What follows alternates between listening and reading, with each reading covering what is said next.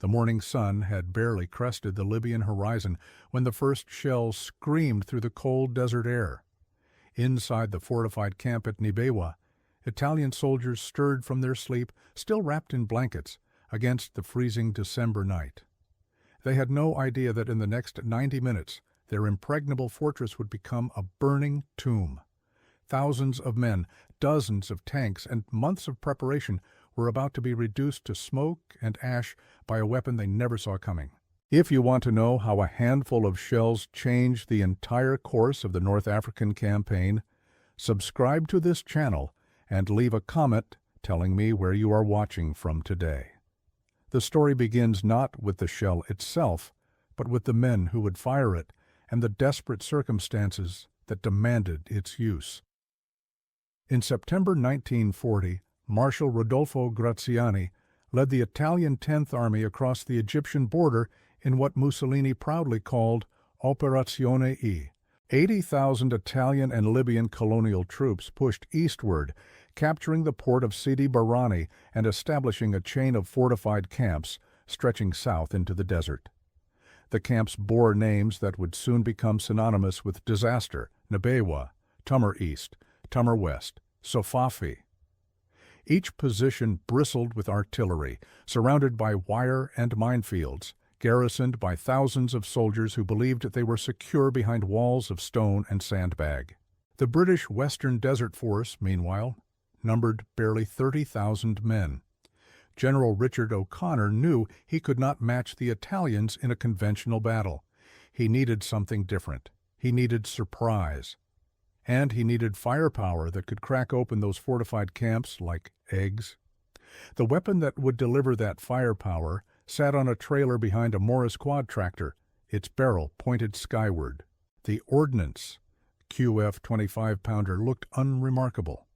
A squat gun howitzer with a boxy shield and a split trail carriage. But in the hands of the Royal Horse Artillery and the Indian Army gunners, it would become the most feared weapon in the desert. The 25-pounder combined versatility with lethality. It could fire high-explosive shells at low angles for direct engagement or lob them in high arcs to drop behind walls and into trenches. Its rate of fire, 17 rounds per minute, in the hands of an experienced crew, could saturate a position with steel and flame before defenders could react. But the real secret lay in what those shells carried inside. The standard high-explosive round packed nearly 2 pounds of TNT or Amatol, enough to shatter stone and turn men into fragments. When a 25-pounder shell struck a fortification, it did not simply punch a hole. The explosive expanded outward in a sphere of overpressure, collapsing lungs, bursting eardrums, and turning loose debris into secondary projectiles. Soldiers who survived the initial blast often found themselves buried alive as walls crumbled inward. The British also possessed something far more terrifying for defenders huddled in enclosed spaces: incendiary and smoke shells that could fill a position with choking fumes or set everything flammable ablaze. White phosphorus, when it burned, created temperatures exceeding 800 degrees Celsius. It could not be extinguished with water. It clung to surfaces and skin alike, continuing to burn until it had consumed all available fuel or exhausted its chemical reaction. The psychological effect was devastating. Soldiers who had never seen white phosphorus before described it as liquid fire falling from the sky, a substance from nightmares that turned their shelters into ovens. Operation Compass began in the pre-dawn darkness of December 9, 1940. The plan was audacious. While Selby Force advanced along the coast to pin Italian attention at Maktila, the main assault force would loop south through the desert and strike Nibewa from the northwest, the direction the Italians least expected. The attack force included the 4th Indian Division, the 7th Royal Tank Regiment with its heavily armored Matilda tanks, and batteries of 25-pounders ready to deliver the opening barrage. At 5 in the morning, British artillery opened fire on Nibewa from the east. The shells crashed into the Italian perimeter, exploding among the tents and vehicle parks, sending columns of smoke into the lightning sky. Inside the camp, General Pietro Maletti ordered his men to reinforce the eastern defenses. Italian and Libyan soldiers grabbed their rifles and ran toward the sound of the guns, exactly as the British had planned. The eastern barrage was a feint. The real blow came from the northwest, where the Italians had placed only minimal defenses. At 7:15, the Matilda tanks of the 7th RTR rolled toward the gap in the perimeter, their thick armor shrugging off machine gun fire and light anti-tank rounds. Behind them came the infantry of the 11th Indian Brigade, bayonets fixed, ready to clear the trenches and bunkers that the tanks could not reach. The assault caught the Maletti group completely off guard. 28 Italian M11 tanks sat in neat rows near the center of the camp, their crews still scrambling to reach them when the first Matildas burst through the wire. The British tankers methodically destroyed each Italian vehicle before any could fire a shot, turning the tank park into a graveyard of burning metal. General Maletti himself was eliminated during the fighting, caught in his command post as shells tore through the walls. What happened next transformed Nibewa from a battle into a slaughter. The 25-pounders advanced to point-blank range, their crews wheeling the guns forward until they could fire directly into Italian positions only hundreds of meters away. At such close range, the shells struck with terrifying accuracy and effect. Stone walls that might have deflected indirect fire crumbled under direct hits. Bunkers became death traps as shells penetrated firing slits and detonated inside. The combination of tank fire, artillery, and infantry assault overwhelmed the defenders in a cascade of violence that lasted barely 90 minutes. By 8:30, Nibewa had fallen. The statistics tell only part of the story. 4,157 Italian and Libyan casualties, over 2,000 prisoners, massive quantities of supplies captured. British losses numbered 56 men killed and 27 tanks disabled or broken down, most of them recoverable. The ratio of casualties, nearly 100 to 1 in favor of the attackers, shocked military observers around the world. The assault on Nibewa established a pattern that would repeat across the Italian defensive line. After securing the first camp, the 4th Indian Division immediately advanced toward Tumur West, arriving in the early afternoon. Once again, the 25-pounders opened the attack, saturating Italian positions with high-explosive rounds, while the Matildas probed for weak points in the perimeter. Tumur West fell by nightfall. Tumur East held out until the following day before collapsing under the same relentless pressure. The Italian command structure disintegrated under the speed and violence of the British assault. Officers who expected a war of static positions and careful maneuver found themselves overwhelmed by an enemy that struck from unexpected directions with overwhelming force concentrated at single points. Communication lines were cut. Reinforcements arrived too late, or not at all. Units that might have counterattacked were pinned in place by artillery fire that seemed to come from everywhere at once. From December 9th to 11th, the British captured 38,300 prisoners, 237 guns, 73 tanks, and approximately 1,000 vehicles. The Italian 10th Army, which had seemed so formidable just weeks before, evaporated like morning dew in the desert heat. The road to Bardia, Tobruk, and ultimately all of Cyrenaica lay open. The success at Nibewa and the subsequent camps demonstrated a fundamental truth about fortifications that military theorists had debated for centuries. Fixed defenses are only as strong as their ability to resist the weapons brought against them. The Italian camps were designed to withstand infantry assault and light artillery fire. They were not designed to withstand Matilda tanks immune to their anti-tank guns or 25-pounders firing at point-blank range into their bunkers. The British had found the key that unlocked the Italian defensive system, and they exploited it without mercy. If you are enjoying this deep dive into desert warfare, tap the like button and consider subscribing. Your support helps bring more untold stories from the Second World War to light. The lessons learned at Nibewa echoed throughout the North African campaign. Both sides recognized that artillery, properly employed, could decide battles before the infantry even engaged. The race to develop more effective shells, more accurate guns, and more mobile firing platforms became a constant theme of the Desert War. The Germans, arriving in North Africa in February 1941 to rescue their Italian allies, brought their own answer to the problem of fortifications and enemy armor: the legendary 88mm flak gun.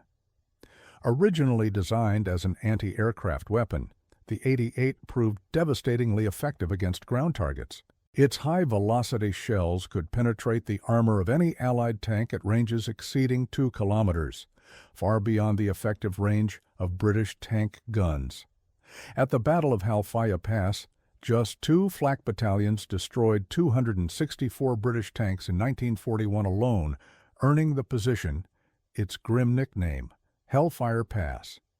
The 88 fired several types of ammunition depending on the target. High-explosive fragmentation shells burst on impact, spraying shrapnel across a wide area to cut down infantry and destroy soft-skinned vehicles. Armor-piercing rounds punched through steel with kinetic energy alone, the solid shot traveling at over 800 meters per second, capable of passing completely through a tank and out the other side. Later in the war, proximity-fused shells detonated automatically when they approached enemy aircraft, dramatically increasing the effectiveness of anti-aircraft fire. General Erwin Rommel employed the 88s with tactical genius that turned the weapon into a strategic asset.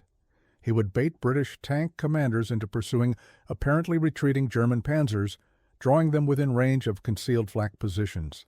The British would realize the trap only when shells began striking their vehicles from seemingly impossible distances.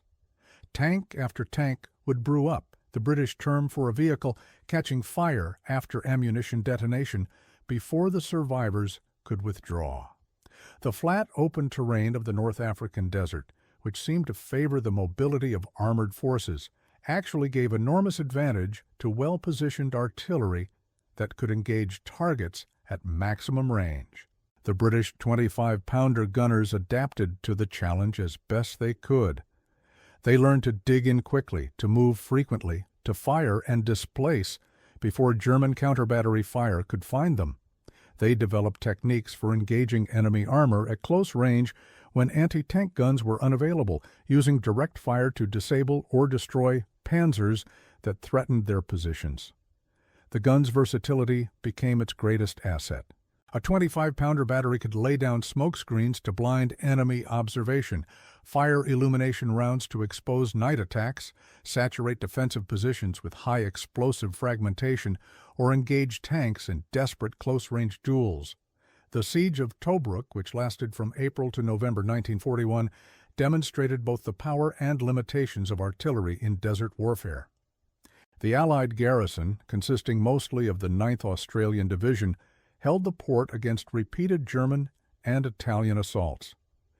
Artillery played a crucial role in breaking up Axis attacks before they could reach the defensive perimeter. The garrison's guns, including 25-pounders and heavier pieces, rained shells on German assembly areas and disrupted carefully planned assaults. But the defenders also suffered under constant bombardment. German artillery, dive bombers, and medium bombers pounded Tobruk relentlessly, attempting to destroy the port facilities and break the garrison's will to resist. The soldiers endured what one veteran described as living inside a drum, while giants beat it with hammers. The concussion of near misses caused internal injuries even when fragments did not penetrate. Men developed what doctors called shell shock, their nervous systems overwhelmed by the constant stress of bombardment. The Rats of Tobruk, as they came to be known, earned their reputation through 231 days of siege before relief finally arrived. The fall of Tobruk in June 1942 showed what happened when artillery advantage shifted decisively to the attacker. Rommel's Panzer Armee Africa, attacked with massed air support, the 88s advancing alongside the Panzers to engage defensive positions at long range. German gunners systematically destroyed British strongpoints, creating gaps in the perimeter through which tanks could pour. The inexperienced 2nd Battalion, 5th Maratha Light Infantry, holding the southeastern corner of the defenses, found themselves under fire from weapons against which they had no adequate response. By noon on June 20th, Rommel had 113 tanks inside the Tobruk perimeter. The defenders, many of whom had not been directly attacked, found themselves cut off from supplies and transport. Without ammunition for their guns, they could not resist. Without vehicles, they could not escape. 33,000 men surrendered, along with enormous quantities of stores that would fuel Rommel's advance toward Egypt. The capture of Tobruk marked the high point of Axis success in North Africa. It also demonstrated a fundamental lesson that both sides had learned and relearned throughout the campaign. Victory belonged to whoever could concentrate firepower at the decisive point. Tanks provided mobility and shock action. Infantry held ground and cleared positions. But artillery, the great killer, decided whether attack succeeded or failed. The British developed increasingly sophisticated methods for employing their artillery. Fire direction centers coordinated the guns of multiple batteries, allowing concentration of dozens of pieces against single targets. Forward observers accompanied leading units, calling in fire missions by radio and adjusting fall of shot in real time. Counter-battery techniques improved, using sound ranging and flash spotting to locate enemy guns for destruction. The 25-pounder, produced in ever greater numbers by factories in Britain and across the Commonwealth, became the backbone of this system. Special units developed even more innovative approaches to desert warfare. The Long-Range Desert Group, operating hundreds of miles behind enemy lines, experimented with carrying heavy weapons on their patrol vehicles. Initially, they mounted a QF 4.5-inch howitzer on a 10-ton Mack truck, using an accompanying light tank as an observation post. The artillery unit successfully attacked and captured the Italian fort at El Ghatafia, using this mobile gun, demonstrating that even isolated desert fortifications could be reduced if you brought the right weapon. The LRDG's attack methods evolved throughout the war. Early raids relied on stealth, with small teams infiltrating airfields and placing Lewis bombs on parked aircraft before withdrawing into the darkness. But experience showed that more aggressive approaches could achieve spectacular results. During a raid at Sirte in December 1941, the SAS and LRDG developed a new technique, driving their trucks at speed between rows of aircraft while spraying them with machine guns and throwing grenades. The method was devastatingly effective. One attack on the Bars airfield destroyed 35 aircraft, according to Italian prisoner accounts. The machine guns used in these raids were themselves weapons of extraordinary firepower. The LRDG acquired surplus Royal Air Force Vickers K guns, which were sometimes mounted in pairs with a combined rate of fire of 2,400 rounds per minute. These weapons, designed to defend aircraft against fighters, could shred a parked bomber in seconds or cut down any soldiers who tried to interfere with the attack. The raiders also used Browning machine guns, captured German MG-34s and MG-42s, Italian Brettas, whatever weapons they could acquire that offered the volume of fire needed for their hit-and-run tactics. The Italian forts scattered across the Libyan desert presented special challenges. Unlike the temporary camps that the British had destroyed during Operation Compass, these permanent fortifications featured thick stone walls, deep cellars, and interlocking fields of fire designed by military engineers. Conventional artillery could damage them, but reducing such positions required either lengthy siege or specialized demolition techniques. One answer came in the form of the high-explosive squash-head round, known as Hesh. Developed by Dennis Toon-Burney during the war as an anti-fortification wall-buster munition, Hesh worked on a fundamentally different principle than conventional high-explosive or armor-piercing shells. When a Hesh round struck a hard surface, The nose section collapsed, spreading the explosive filling across the target in a flattened disc. The base fuse then detonated this explosive pad, transmitting the blast energy directly into the structure with maximum efficiency. Against concrete, HESH produced devastating effects. The shock wave passed through the wall and reflected off the interior surface, causing massive chunks of concrete and rebar to spall off at lethal velocity. Defenders inside a bunker struck by HESH might survive the blast itself, only to be killed by fragments of their own shelter. The round could crack concrete that would have withstood conventional high-explosive shells, making it ideal for breaching fortifications that seemed impervious to standard ammunition. HESH proved equally effective against metal armor, though it was originally developed for concrete. When used against tanks, the spall effect sent fragments of the vehicle's own armor ricocheting through the crew compartment, eliminating everyone inside without necessarily penetrating the hull. The British adopted HESH for their specialized engineering vehicles, mounting large-caliber demolition guns on AVRE combat engineer tanks for direct assault on fortifications. The development of HESH represented a broader trend in ammunition technology during the Second World War. Every major combatant invested heavily in improving the lethality and versatility of their artillery shells. Fuse technology advanced from simple impact and time designs to sophisticated proximity systems that could detect nearby targets and detonate automatically. Shaped charge warheads concentrated explosive force into penetrating jets capable of punching through armor that no kinetic round could defeat. Incendiary compositions became more persistent and difficult to extinguish. White phosphorus remained among the most feared of all artillery munitions.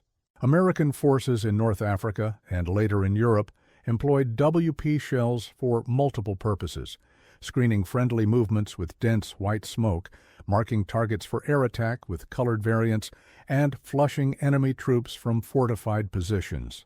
The standard 75 mm white phosphorus round carried by Sherman tanks was intended primarily for screening and artillery spotting. But tank crews discovered it had unexpected utility against German armor their regular ammunition could not penetrate. Smoke rounds fired directly at Panthers and Tigers would blind the enemy crews, allowing the Shermans to close to ranges where their armor-piercing rounds became effective. The incendiary effect of white phosphorus made it particularly terrifying to defenders in enclosed spaces. The chemical ignited spontaneously on contact with air and continued burning until consumed, regardless of attempts to extinguish it. Men struck by phosphorus fragments found the substance burning into their flesh, causing wounds that were agonizing and extremely difficult to treat. The psychological impact often exceeded the physical damage, as soldiers abandoned positions rather than face the white fire raining from the sky. Subscribe now if you want to see more stories of the weapons and battles that shaped the Second World War. We explore the technology, tactics, and human experiences that made history. The climactic Battle of El Alamein in October and November 1942 demonstrated the ultimate expression of artillery power in the Desert Campaign. The British Eighth Army, now commanded by Lieutenant General Bernard Montgomery, had spent months building up strength while Rommel's forces deteriorated from supply shortages and combat losses. When the offensive finally came, it opened with the largest artillery bombardment of the Desert War. At 9:40 in the evening on October 23rd, over 900 guns opened fire simultaneously along the entire front. The barrage was designed not merely to destroy enemy positions, but to stun and disorient the defenders, to disrupt communications and command, to create chaos that would persist for hours after the guns fell silent. 25-pounders, 4.5-inch medium guns, and heavier pieces rained shells on German and Italian lines. The noise was so intense that men described it as physical pressure, a weight pressing against their bodies with each concussion. The bombardment continued for 4 hours, shifting according to a precise timetable that walked the curtain of fire forward as infantry advanced behind it.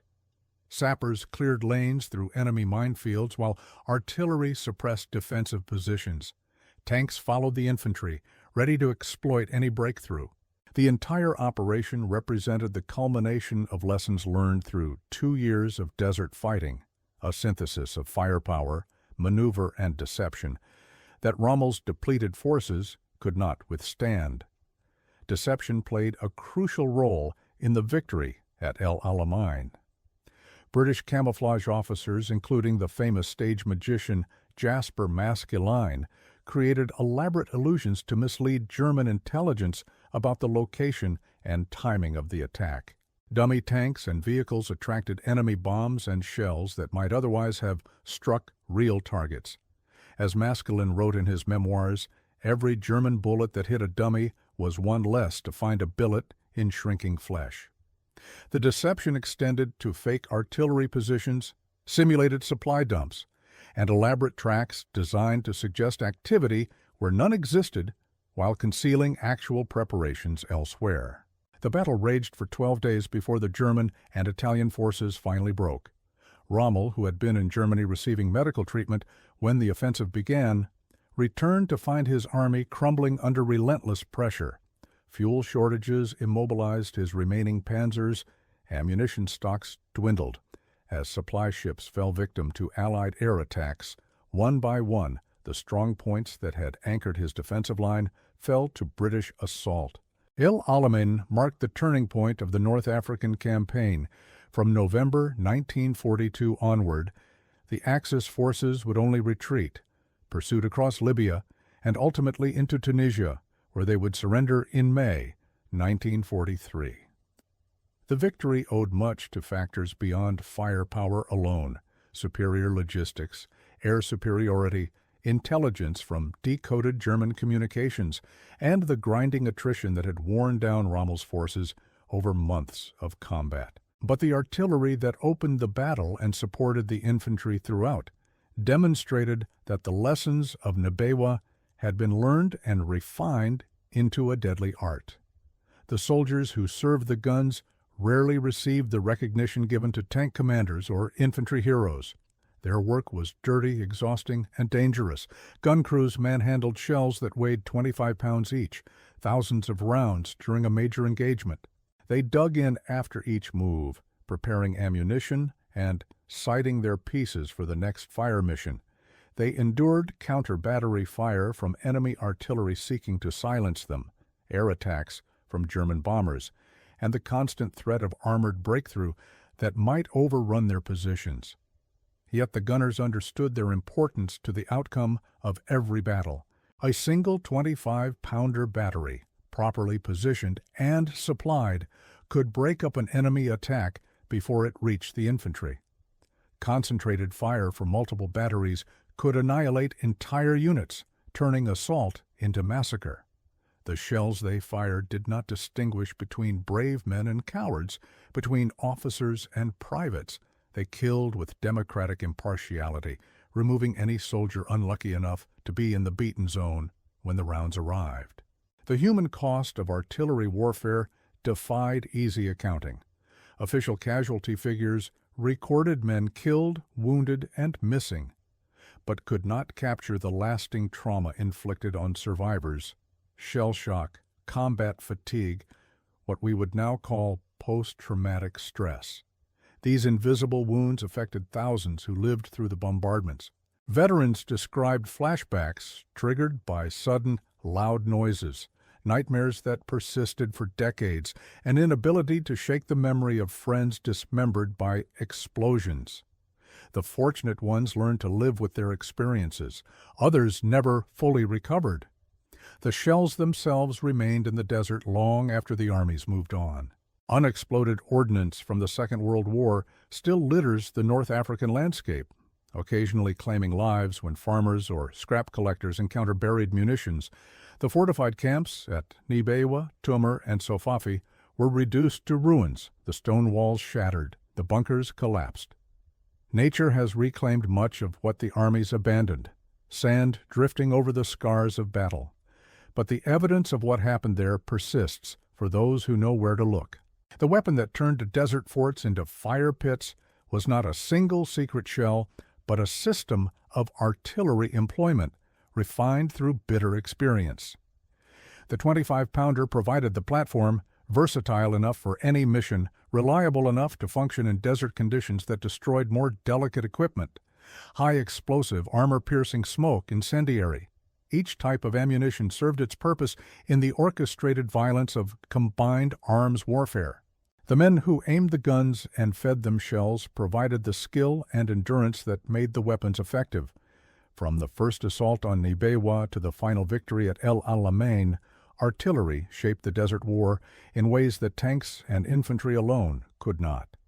The Italian fortifications that seemed so formidable in September 1940 were reduced to burning wreckage by December. German positions that had resisted frontal assault crumbled under sustained bombardment. The lesson was clear. In modern warfare, firepower kills, and nothing delivered firepower as efficiently as massed artillery operating as part of a coordinated force.